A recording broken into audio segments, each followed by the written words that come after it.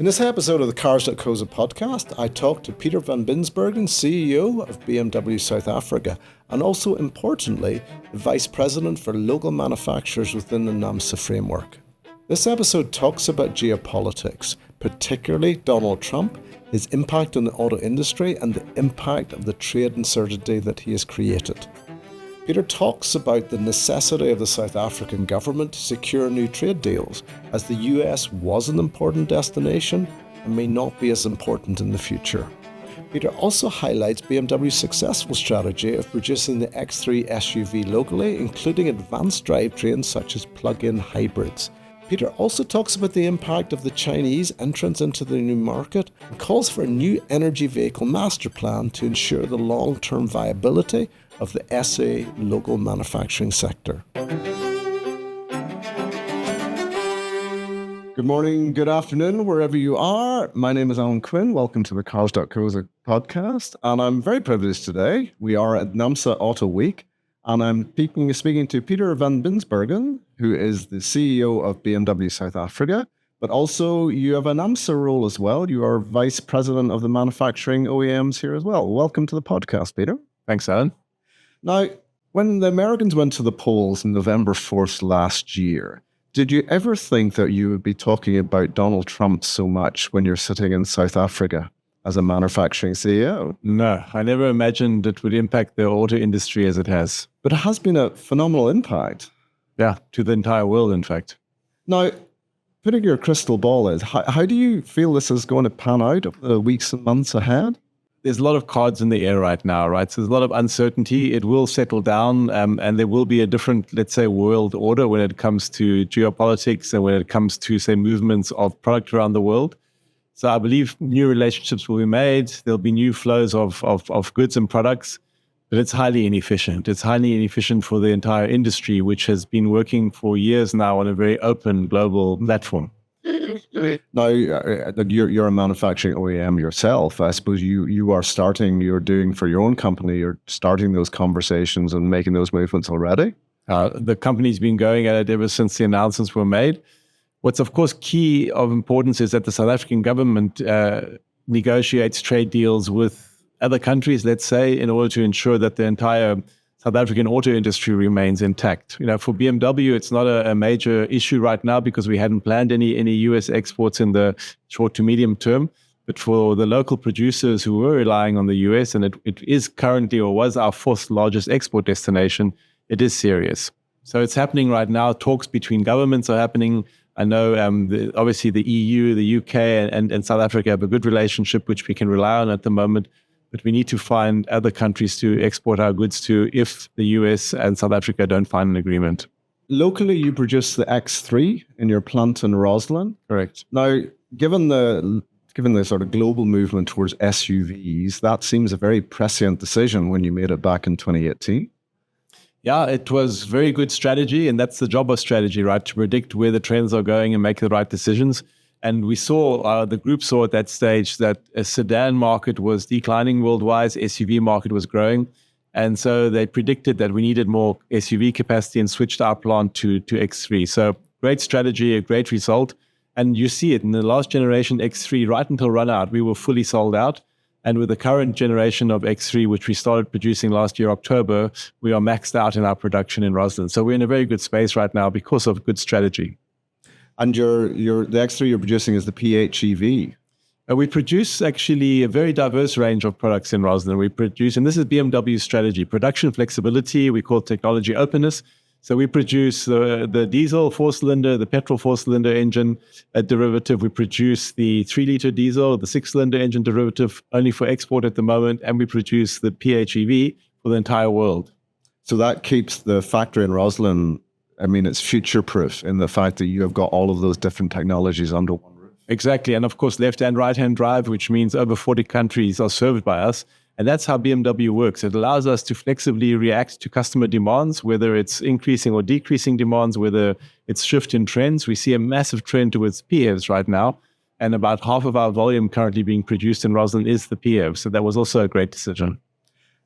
And in South Africa, is the PHEV, is that becoming a trend here as well? Are you seeing movement there? It's definitely the more dynamic NEV trend, so new energy vehicle trend. Our PHEV sales are probably 3 times what our battery electric vehicle sales are. So it's definitely a more suitable product for South Africa, given that you don't have the issues with range when it comes to traveling further. And for a one-car household, it's PHEV fits into your daily routine. You can commute in the week electrically, and on the weekend you can run on petrol, right? So there's definitely higher demand there. And with the X3 itself, we're seeing about a 10% of our X3 mix locally sold is PHEV. That's excellent news. Now, you actually spent a number of years in China. I did. In your career. So the two things that people talk about in the automotive space in here, one is Donald Trump and the second is the Chinese manufacturers. Now, you've actually have a unique perspective because you saw this back years ago, long before we saw it on these shores.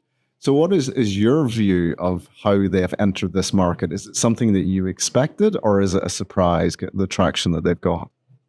I don't think it's surprising. And in fact, in my speech just now, I did mention the Chinese auto industry as a case in point where South Africa could learn from the way that the Chinese approach the topic. And I think there's a few things that stand out for me. One is in China, there's a very clear opportunity focus, not a risk focus. So they're very open to trying new ideas. And what that does, of course, you make some mistakes, but in the process, you drive innovation. And I think anybody can say Chinese automakers have a lot of innovations in them, and you drive speed. And that's the point. You know, if this was China, they would already be on version 3 of the NEV master plan. We still haven't even gotten version 1 out in South Africa. So they go quick and they learn from that. So I think we can really learn from the Chinese when it comes to the topic of speed.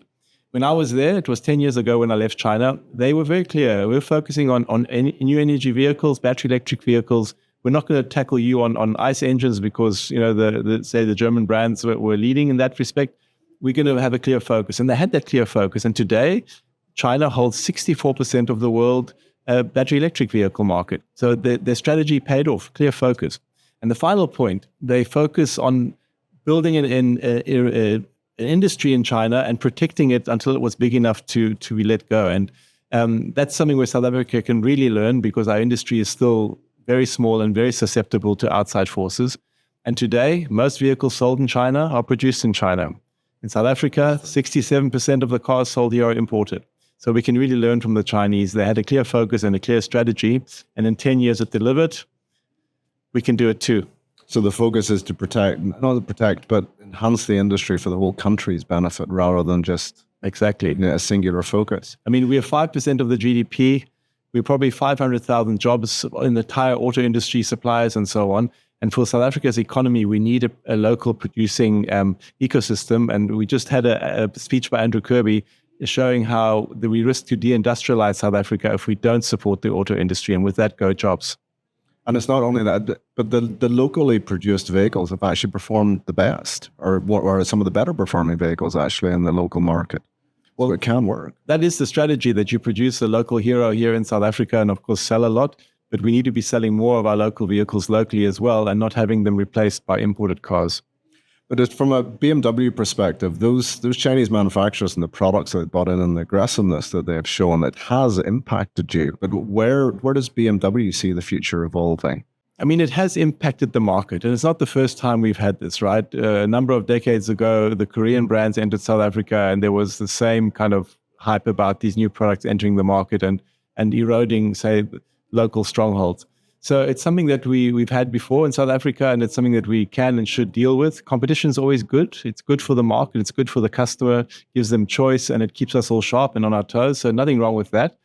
But I think if you look at our situation here in South Africa, the brands like BMW need to look at what makes us strong, and we need to focus on our strengths in a situation like this. You know, we've been invested in South Africa for more than 50 years. We're part of almost South Africa's DNA. I mean, which other brand has cars that people have given names to? The most famous being the Gusheshe. I don't know if you know the car, the 325 IS. So we have some strengths in our brand and our heritage in South Africa. We've invested in corporate social responsibility for years. Communities benefit from BMW's presence in South Africa. And we have products that are really tailor-made to South Africa. We have a very strong dealer network to support our customers. And we have something we call Relax, We Care. It's our service promise that when you own a BMW Group product, we'll look after any issues that come along the way. And backing that up is our dealer body, very strong dealer body, and our roadside assistance. So if you have a puncture, we're there to support you. Even though that was caused by the roads and not by us. So I think what we have to do is we need to focus on our strengths and not just focus and look at the competitor. We need to say, how can we differentiate ourselves and really ensure our customers that we're there to support them, and then I'm sure they'll stay and support us. You've always been that aspirational brand. I say whenever you start work, you aspired in my day to the 3 Series. Now I suppose it's moved on to a different day as the SUV and so on, but BMW has always had that aspirational value. And you've still got that in strengths even with the new manufacturers coming. Indeed. And that's what we've got to strengthen. Things like M-Fest that we hold here in South Africa every 2 years, that drives home this aspirational message and reminds everybody, which brand they really want. So the message is that even though there is increased competition, you still see that there is a niche that you can thrive in South Africa. Most certainly. And we'll continue to focus on our strengths and continue to deliver customers what they expect and maybe even what they don't expect. And what's your aspiration for Naamsa and for Autoweek? What do you see happening here? My hope, and this was the last words of my speech I gave earlier on behalf of the manufacturers, not on behalf of BMW, is that this Autoweek catalyzes a clear strategic direction for the local auto industry where we stop talking and start doing. And that means we've got to get a master plan in place that's going to increase investment in South Africa, increase local production of vehicles, and also actually get a new energy vehicle master plan in place, because in 10 years' time, Europe, our biggest export region, goes fully electric. And if we're not ready for that, we're going to lose out. Yes, that's very true. I was in Europe last week. Just the sheer number of hybrids and electric vehicles compared to the local market, it does stand out. Yeah. But in terms of those aspirations, what would that be? It's 5% of the GDP. Do you think that figure can be exceeded? Can it get higher? It certainly is part of the master plan that we put in place a number of years ago, the South African Auto Master Plan 2035. There we wanted to get to 1% of worldwide production. And that would, of course, mean that our share of the GDP will easily double from where it is today. Yeah, so that we can. And we can also double the number of jobs we create. That was the strategy. But then we need a plan in place to do that. And that plan includes government, support, and the trade networks. And so we can only do it together. Yeah. Well, Peter, thank you very much for your time, for giving us time here at Autoweek, because you have a very busy schedule. But thank you very much. Thanks for having me.